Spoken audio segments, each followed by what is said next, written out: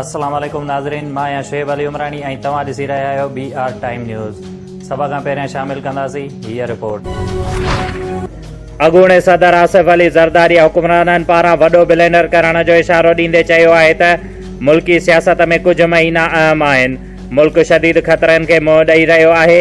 Asif Zardari PP Punjab जे general secretary अॻवान चौधरी मंज़ूर सां फ़ोन ते ॻाल्हाईंदे चयो त PDM मुतहद आहे। हुकूमत खे घर भेड़ो करण लाइ हर ऑप्शन इस्तेमालु कंदासीं। अनाड़ी हुक्मराननि जी नाअहलीअ सबबि मुल्क वॾे हादिसे जो शिकार थी सघे थो। न्याज़ी हुकूमत खे घर भेड़ो करण खां सवाइ मुल्क अॻिते न वधी सघंदो। हुकूमत अञा ताईं न कोरोना वैक्सीन ख़रीद करे सघी आहे, न वरी को अवाम खे रिलीफ ॾेई सघी आहे।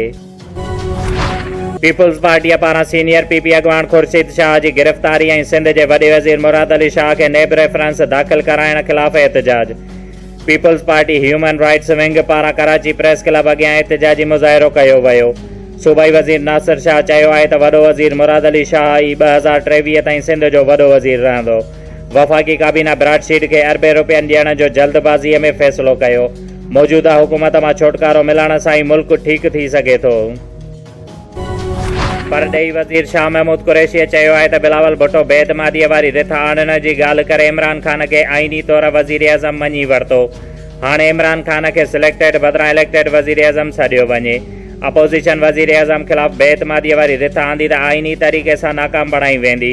मुल्तान में प्रेस कॉन्फ्रेंस कंदे शाह महमूद कुरैशीअ चयो त ब्राडशीट मामले सां PTI जो को बि वास्तो न आहे। वज़ीर आज़म मामले जी जांच कराइणु चाहे थो। जस्टिस रिटायर्ड अज़मत सईद जी दयानतदारीअ खां सभु वाक़िफ़ आहिनि। अपोज़िशन जो दामन साफ़ आहे त खेनि घबराइणु न घुरिजे। वफ़ाक़ी वज़ीर एजाज़ शाह चयो आहे त ब्राडशीट स्कैंडल जांच लाइ जोड़ियल कमेटीअ जो अपोज़िशन जे एतिराज़नि जो को बि जवाज़ न आहे। स्कैंडल में मुलविस माण्हुनि खे अवाम अॻियां वाउखो कंदासीं।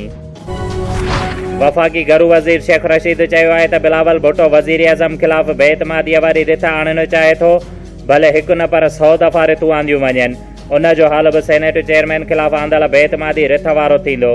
रावलपिंडीअ में तक़रीब खे ख़िताब कंदे शेख रशीद चयो त पीपल्स पार्टी मसइला हल करण जी माहिर आहे। मौलाना फज़ुल रहमान बंद घिटीअ में वञी रहियो आहे।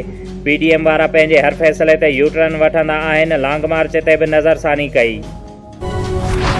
लाहौर जे इलाइक़े जोहर टाउन में इंतिज़ामिया खोखर प्लस आॾो ठहियल घरनि खे गैरकानूनी ॼाणाए ड्राहे पट करे छॾियो। इंतिज़ामिया मूजिबि कार्रवाईअ दौरान 88 केनाल सरकारी ज़मीन ख़ाली कराई आहे। ख़ासि मुआविन शहबाज़ गिल चयो आहे त नून लीग जे कब्ज़ा माफ़िया जी प्लेस ड्राथी आहे। इमरान ख़ान उते ग़रीबनि लाइ घर ॾींदो। नून लीग जी नायब सदर मरियम नवाज़ चयो आहे त हिकु ताक़तवर जो बनी गाला जहिड़े नाजाइज़ महल खे क़ानूनी करार ॾिए थो। ॿिए कानून में अपोज़िशन जा घर बि महफ़ूज़ न आहिनि। ज़ुल्म हद खां वधी वेंदो त ख़तमु थी वेंदो। पंहिंजे ट्वीट में मरियम नवाज़ चयो आहे त खोखर ॿाहिरि पार्टीअ जो असासो आहिनि। उन्हनि खे नवाज़ शरीफ़ जे वफ़ादार साथी हुअण ते खेनि इंतकाम जो निशानो बणायो पियो वञे। खोखर ॿाहिरनि खे साबित क़दम रहण ते खेनि सलाम पेश कयूं था।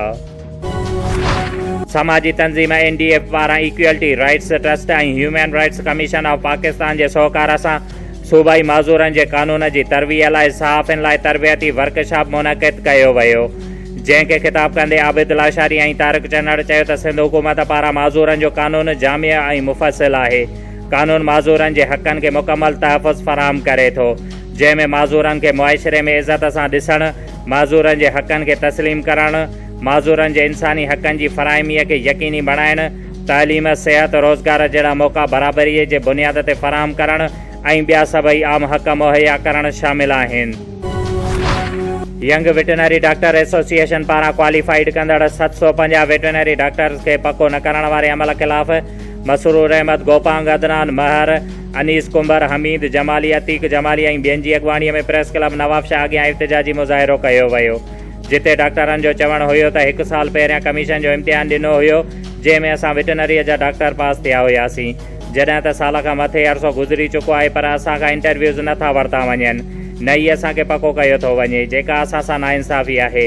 हुननि वज़ीर आला सिंध लाइव स्टॉक जे सूबाई वज़ीर ऐं ॿियनि वसवारनि खां घुर कई आहे त इंटरव्यूज़ वरिता वञनि ऐं खेनि पको कयो वञे।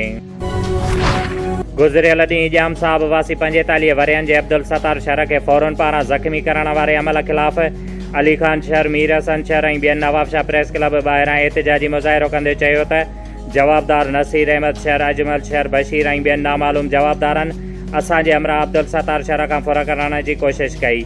मज़ाहिमत करण ते उनखे तशद्दुद जो निशानो बणायो वियो, जेको हींअर नवाबशाह PMC अस्पताल में दाख़िल आहे।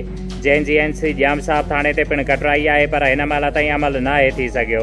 हुननि SSP शहीद बेनज़ीराबाद ऐं वस वारनि खां अपील कई आहे त जवाबदारनि खे जल्द गिरफ़्तार करे खेनि इंसाफ़ फराहम कयो वञे। अॼु मरकज़ ख़त्म नबूवत नज़द गुजरवाह सांगड़ रोड नवाबशाह उलमा इकराम ऐं मस्जिद जे खुतबनि जो भरपूर इजलास थी गुज़रियो, जंहिंमें कारी मोहम्मद हनीफ़, मौलाना मोहम्मद अकमल, मुफ्ती अब्दुल करीम लिगारी, मौलाना मोहम्मद अनीस, कारी अब्दुल कयूम चन्ना, अमीर JUI पंहिंजे ख़्यालनि जो इज़हार कयो, जंहिंमें अहम फ़ैसिला कया विया। इजलास जी इख़्तितामी दुआ मौलाना हिज़्बुल्लाह खोसो साहब कराई। इजलास में नवाबशाह सकरंड दौड़ ऐं ॿियनि इलाइक़नि जे माण्हुनि भरपूर शिरकत कई। भिरिया रोड लॻ ॻोठ मौलवी गुलाम रसूल बिरोहीअ जे रहवासी मुनीर अहमद वलद इनायतुल्लाह बिरोही धीउ सफ़ीउल्लाह बिरोही एहतिजाज कंदे चयो त 1.5 साल पहिरियां पंहिंजे सौट सां पसंदि जो परिणो कयो हुयो। हाणे छोकिरीअ जा माइट हुनखे मारण जूं धमकियूं ॾेई रहिया आहिनि।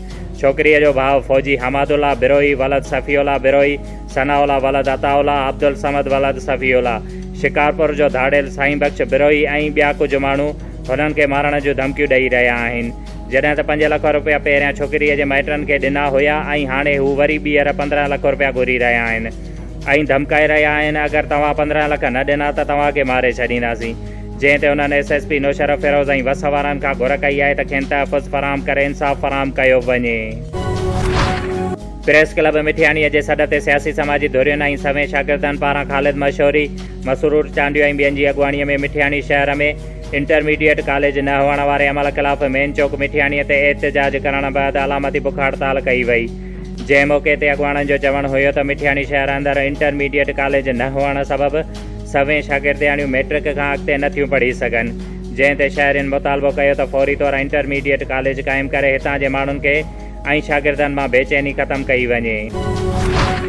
पटीदनि जे ॻोठ डगेचा में इंसानी ख़िदमत जे जज़्बे तहत पटीदनि समेत उतां जे अवाम खे सिहत जूं सहूलियतूं फराहम करण खे यकीनी बणाइण लाइ हिकु वॾी इस्पताल क़ाइमु करण लाइ हिकु फलाही तंज़ीम जो क़याम करण लाइ हिकु अहम इजलास बाबू सालेह राजपर जी मेज़बानीअ में कयो वियो। शोएब अली उमराणीअ खे ॾींदा इजाज़त। वधीक ख़बरुनि ऐं अपडेट्स लाइ ॾिसंदा रहो BR टाइम न्यूज़।